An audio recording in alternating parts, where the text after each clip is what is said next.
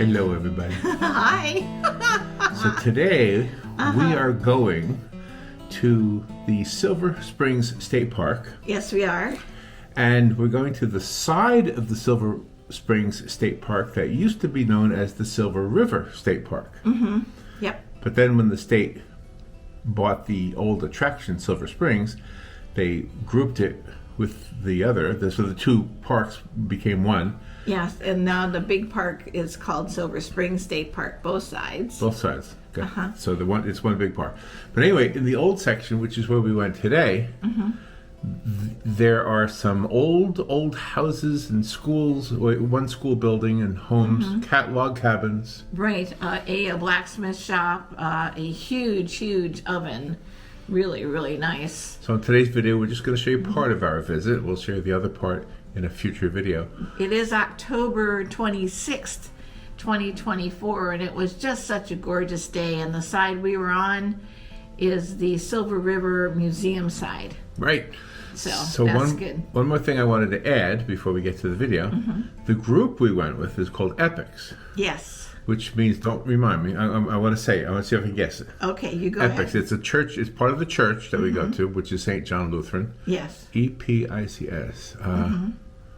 Ooh. Extremely pretty, intelligent, carnivorous seniors.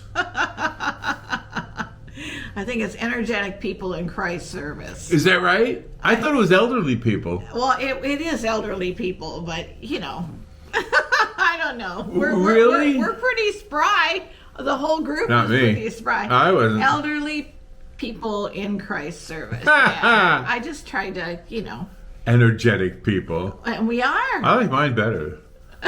Carnivorous too. Seniors. Yeah, well, that's true because we all have a picnic lunch to bring. So. And as you will learn, by the way, Yeah. in this video, back in the 1800s or whatever, you'll hear a docent talk about the fact that you had to be a carnivore, otherwise you wouldn't live. Exactly. You could grow vegetables, but But they the were deer happy. and the other animals would Bears. eat your vegetables. Yeah, and the bears. And they each had a dog, they said, because... And the dogs were carnivorous too. Yeah. But the reason they had a dog is because they had a smokehouse, and when they went and, killed any deers or wild boar, which was running rampant in our area, the bears would smell them hanging in the smokehouse. Right. And then the dog would bark, and then the people would get up and say, "Ooh, the dog's barking at something," and they saw a bear, and then they'd kill it, and they'd have bear meat and bear fur for clothes. Yeah. Fun time. And by the way, there still are some wild boars here. Yes, there are big tusks. BOARS. Yeah. And there are some BORES wild ones also. Oh yeah, that too. Yeah, trust me. We did a radio show. We know. Yeah. Anyway, we're just having fun. Hey, so sit back, relax. We don't talk a whole lot in this video, but we'll be back at the end to say goodbye. Yeah. So enjoy the video. Get your popcorn out.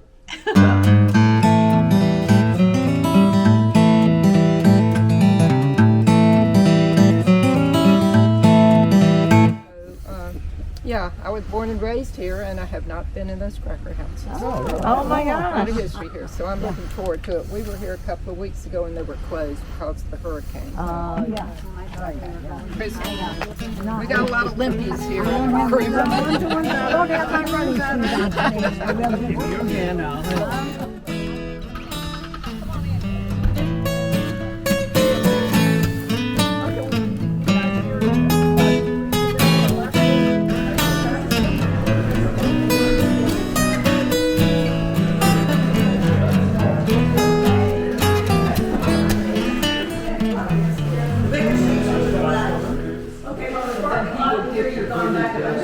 In the 1930s, and to service the black community in Silver Springs.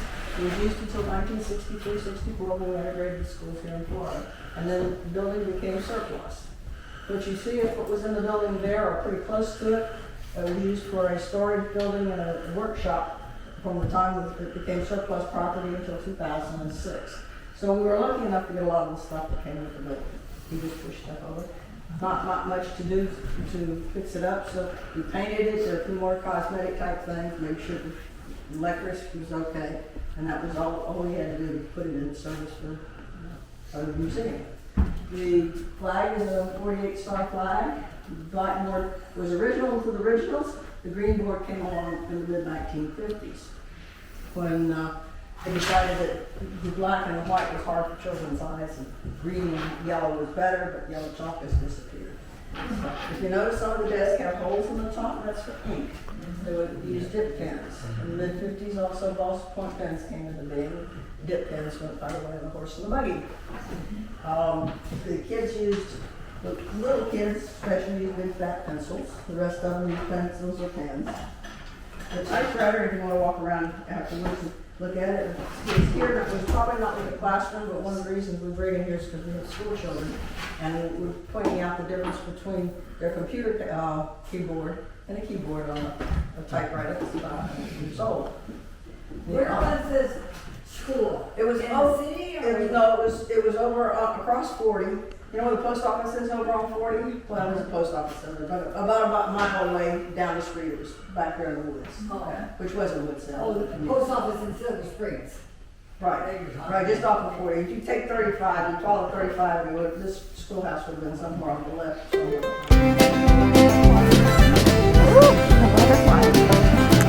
Normally I have most of this. I don't know if I'm aware of all that. But anyway, we were short-handed out here, so I was going to take one of the houses. What church are we with? St. John Lutheran? Is that the one out on 40? No, it's on Lakewood Avenue. Okay. I'm going to leave you now. You're very good. Thank you. Thank you very Thank you, much. Jesse. Thanks for finding Joe. So anyway, I'll take you through this, and then I'll take you into the museum. I don't know what kind of, there's a $2 fee in the museum, but I We don't were know. going to do that last after the Cracker House. Right. Because they're open until 4. Right, I move over there once I close up out here, but I've found one other lady. The lady in this house down here, has anybody heard about Ross Allen? Oh, sure. Yeah. Okay, don't say nothing when you go in there, but that is his granddaughter. Oh. And we finally got her here. So what I'm going to do is go through each one of these houses with you. I'll have the people in them talk to you, and then if they miss something, and I think it's important, then I'll add it as we're walking to the next building. We can take as much time because the regular people are on their own. Okay? Okay. Excuse me. I've got these in my hand. Normally you wouldn't see these, and people ask about them. You heard about the monkeys out here. Yeah. Yes. The Risi monkeys came from Asia. You know how they came here? We brought them. Yeah. No, everybody always says that they were for the Tarzan movies. That's what we hear. It's wrong.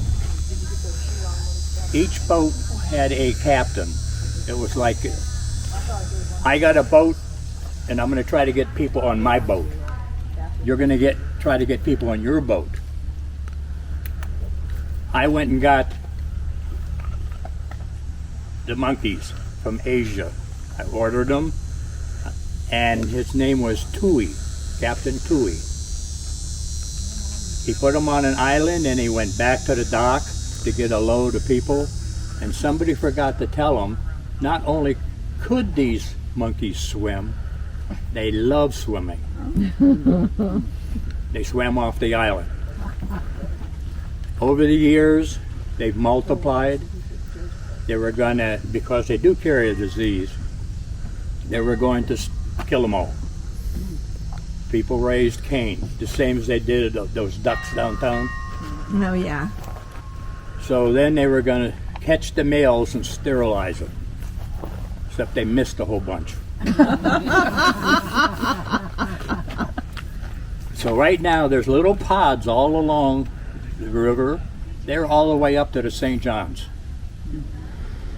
And every so many years they count them I don't know how they do that, because when I see them, they're all over the trees. You can't keep track of. But anyway, they count them, and they're there. When we go into this yard over here, there is a rope around the area. This is our resident there. Oh. They're federally protected. They're a gopher tortoise. She's been there. I've been here 20 years volunteering. And by the way, if anybody's interested in doing what I'm doing, we're hurting for volunteers. But anyway, she's been here a good 15, 18 years that I know of. She very seldom comes out, but this is the picture what she looks like. There's another one over on the other area by the fence when you're going along the road, but I don't know how often she comes out. But before I go home at night, I raid the garden and throw some goodies in front of her home, and then I leave. But she has come out, and I don't know if she knows me or not, but she has already walked between my legs and went back to her hole. And the kids went wild watching. At first, when they were all laughing at me, I'm checking is my zipper or something open, and that was her walking. Slowly. We're going to see in the back there, you'll see a grinder, a big long pole hooked to some rollers, and that's where they grind sugar cane. And that's right behind the house there. They bring it over to that other building on the right, and they make sugar cane syrup. And this is what it looks like when they're boiling that sugar cane. They got to boil it, I think it was about 80 gallons in that thing to make 1 full gallon of the syrup. And this picture here shows the residents, or what they looked like back in that day.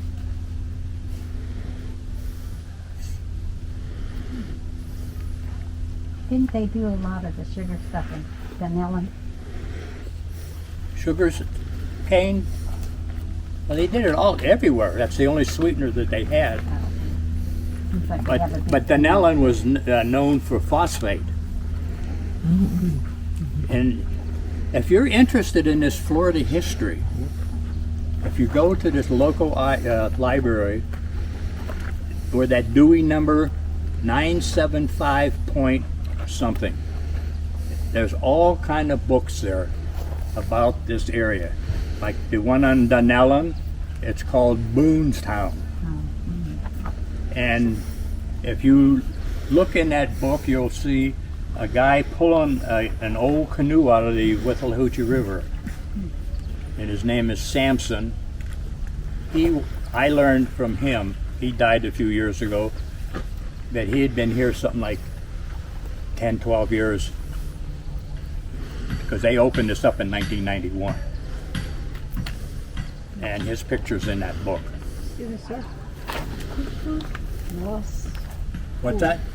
Who's Ross? Who you Ross said? Allen. Ross Allen. I'm going to show you when we go into the museum, we have a big exhibit there, that in the heyday, in the 1920s era, up on the head springs, he had a serpentarium with, in fact, this guy that I just told you about, when he was a kid, he used to get rattlesnakes and sell it to Ross Allen. And he told me he could get a good fat eastern diamondback, he would get $1 a foot. That's way back then. But he was a real showman. But I'm going to show you an exhibit with Ross Allen. And you'll be able to see his granddaughter. If you read her name badge, it's Martha something or other Allen. When he would milk the rattlesnakes for the venom, Right, that and would that- be an anti-venom. And all that's in the museum, which I'll show you. Okay, this is the first. These houses are all designed. You know who owns this, by the way? State. The state. Wrong. Educations. So that's right. Marion County School Board. Oh, didn't know that. All 4th and 5th graders come through here as a field trip. And what we were doing before all the politics got involved, I was working with the 4th graders 2 days a week. We would try to get them to think. If you have something, think of a way, if you've got a problem with it, think of something to make it better. For example, this chimney. It's made out of wood and clay. This gentleman's going to tell you about it.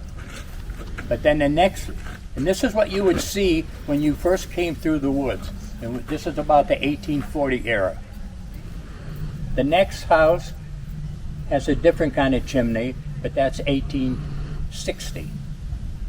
And then the house across right here is 1890. So what we're doing is we're trying to get the kids to think, and how do you make things better? Any questions?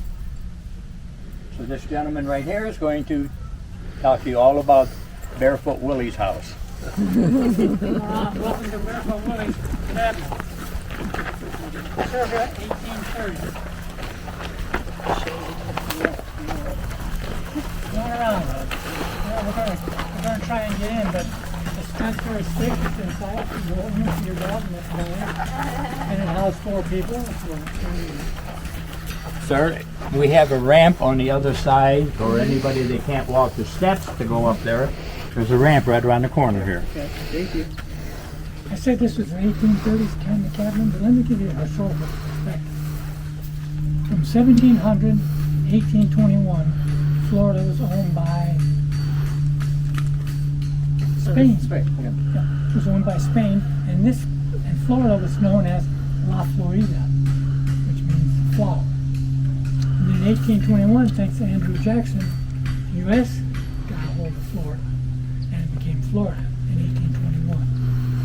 And then as time went on, wanting to populate the new Florida with as many Americans as possible, there was a big rush of people coming down from the north with the promise that if they found a piece of land, they developed it, they put a cabin on it, and began farming, they would get the land free. So that's what attracted a lot of folks here. So when this house was built, this was probably one of the first ones built in a community. And there was one settler and his family here. But what happened over time is the settler and another settler and another settler, and pretty soon you got a pioneer community, which is what we're displaying here. This one's 1830s, and as Joe said, it's 1860s, 1890s. Each one will show the development of new technologies and new building material and new approaches to living in Florida. Come up on the porch and you can take a look at the inside.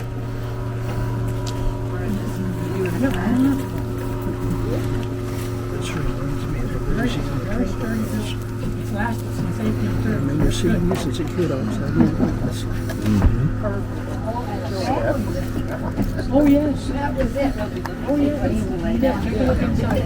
This cabin is housed anywhere from 4 to 5 people. It doesn't look like it's big enough.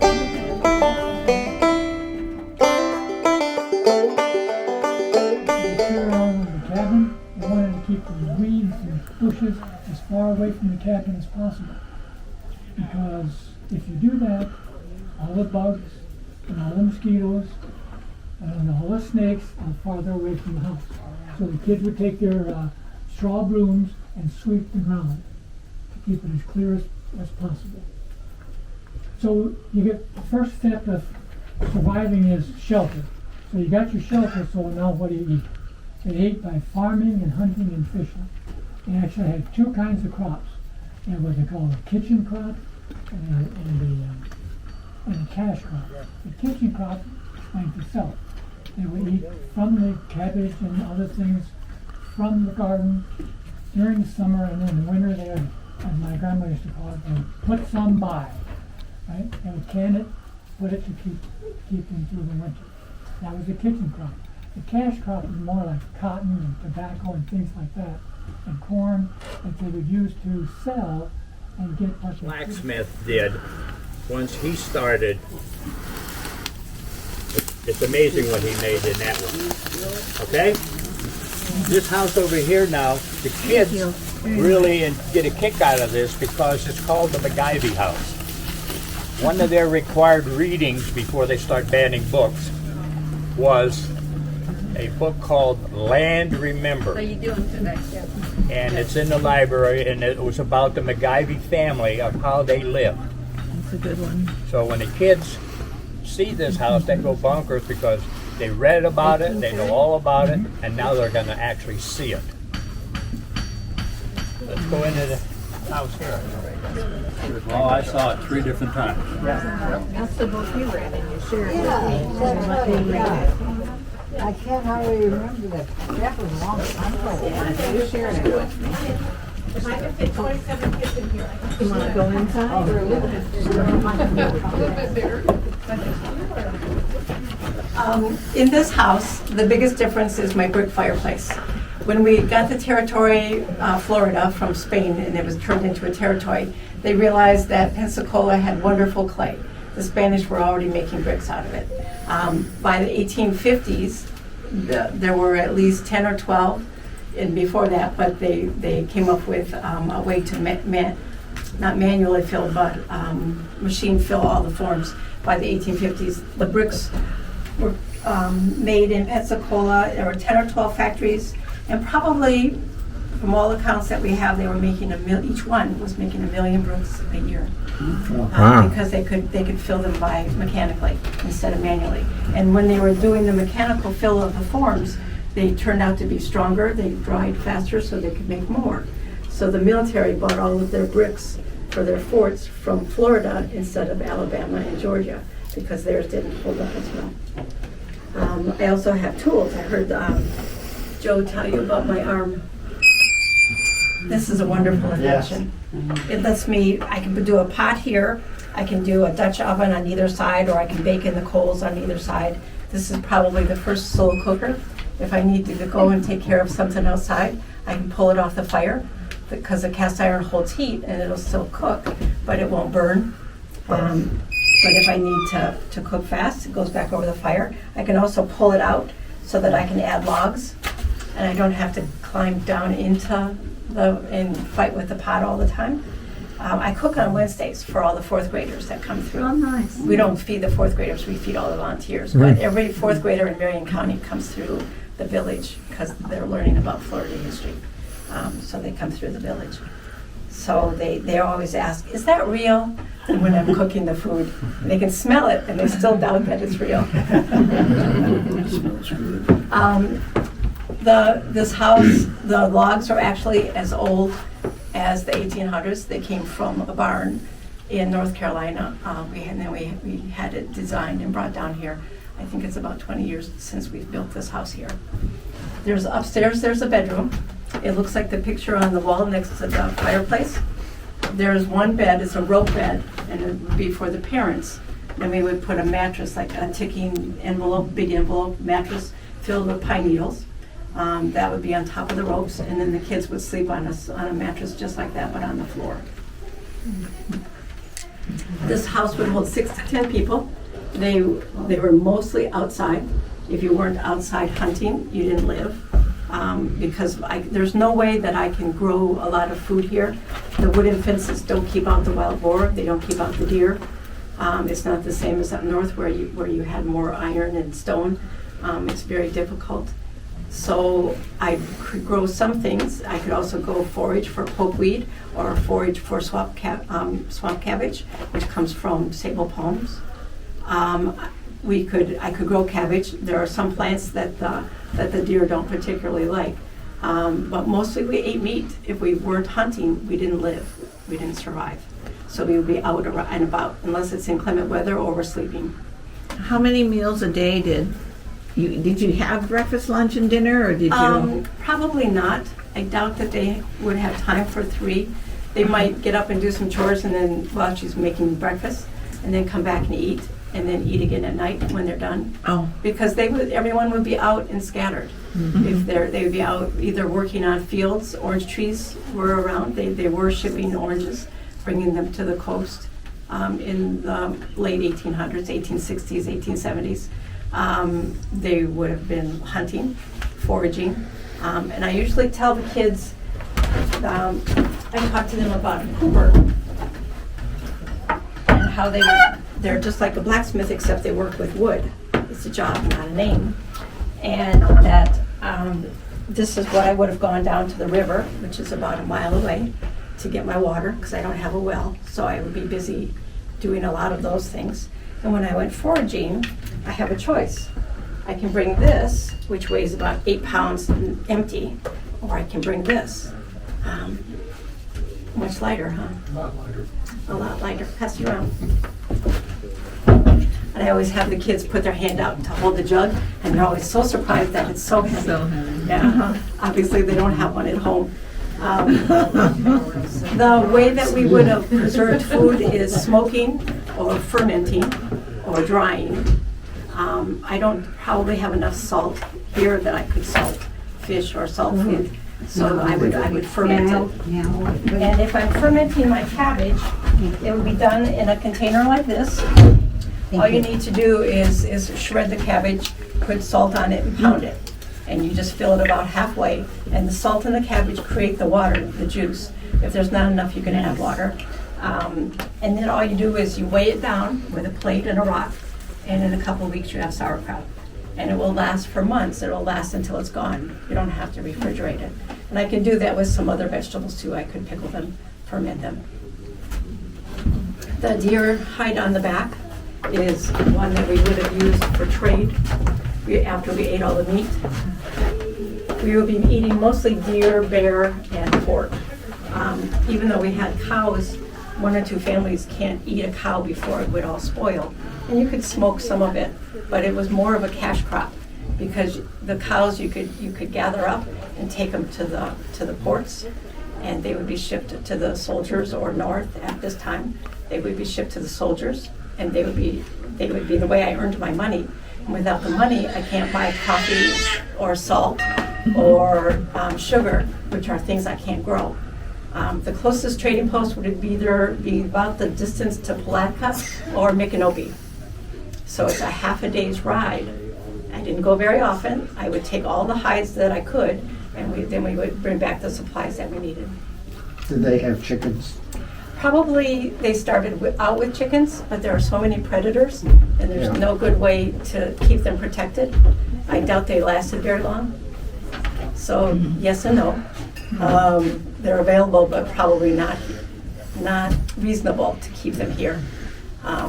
Another thing on the pots, I can cook anything in a Dutch oven that you can cook in a regular oven.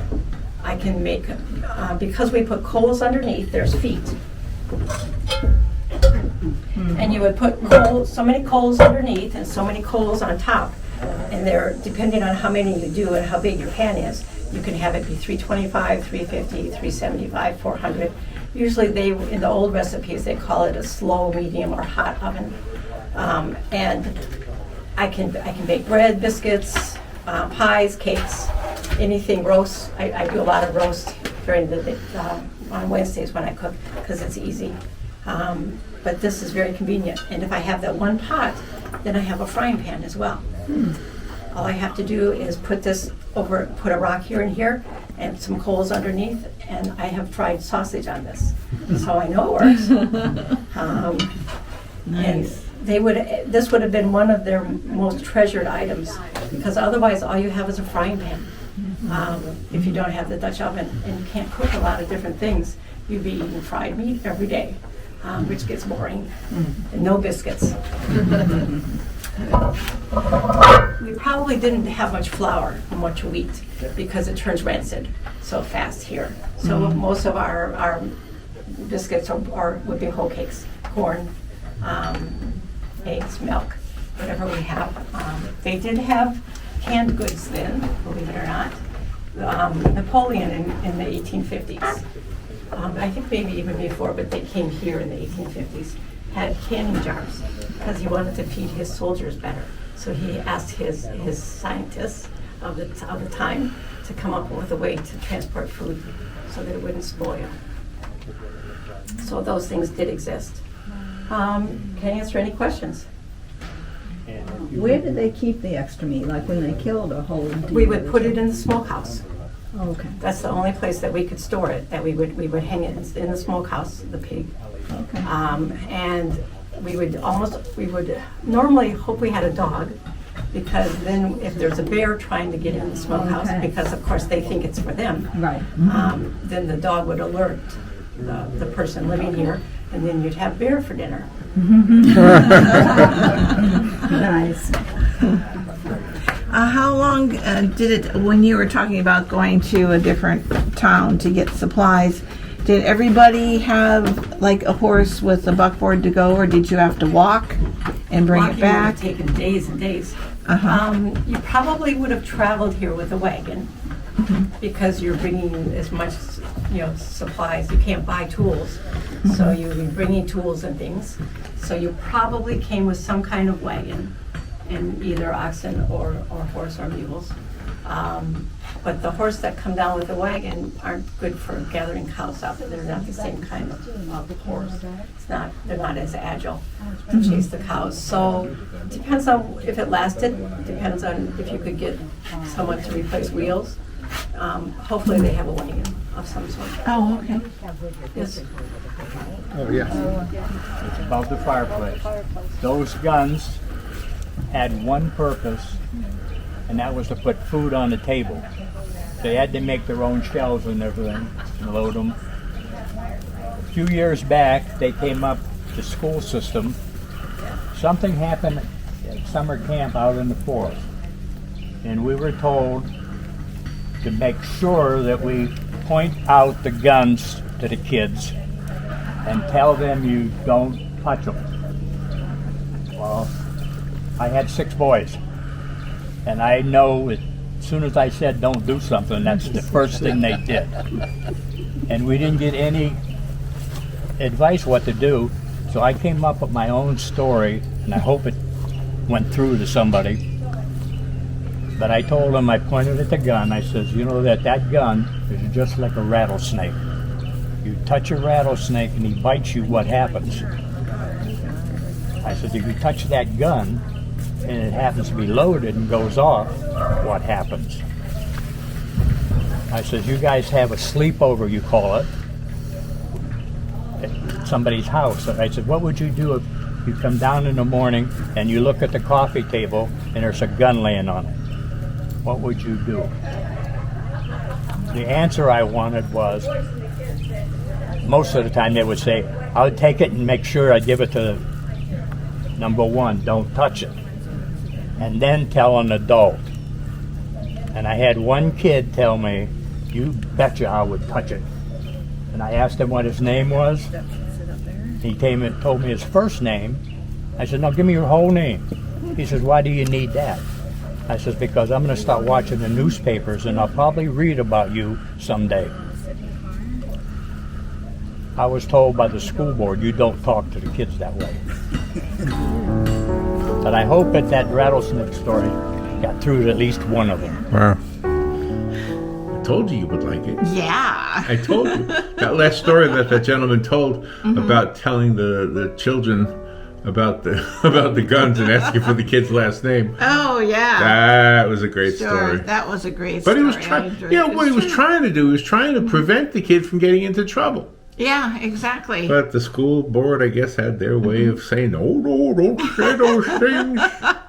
Don't teach the children to behave. Yeah, that's correct. That's correct. But it's a great day, and if you go to it's Silver Springs State Park. Silver Springs State Park has the glass bottom boat side, nice walking trails and things there, concession stands. Then if you go to Silver Springs State Park, Silver River Museum side, you've got a whole nother world to go to, and they feature tram rides between the two sides during the day. In fact, when we were driving out, we saw a tram with people in it. So it really is a great, great way to have a nice adventure. Bring a picnic lunch, enjoy the picnic area, playground for the children. It's great. And one other thing, sorry. If you can handle the walk, you can actually walk to go from one park to the other. There's a trail. That's right. That's my goal. Yeah. one of these days. Just bring your bear spray. Yeah, for sure, because they live out there. All right. See you later. Take care. Be good. Don't forget to write, remember. Writing is very important. And the world Spins fine, on her own. baby. The world spins fine on her own. Yeah. The world spins fine on her own. The world spins fine on her own.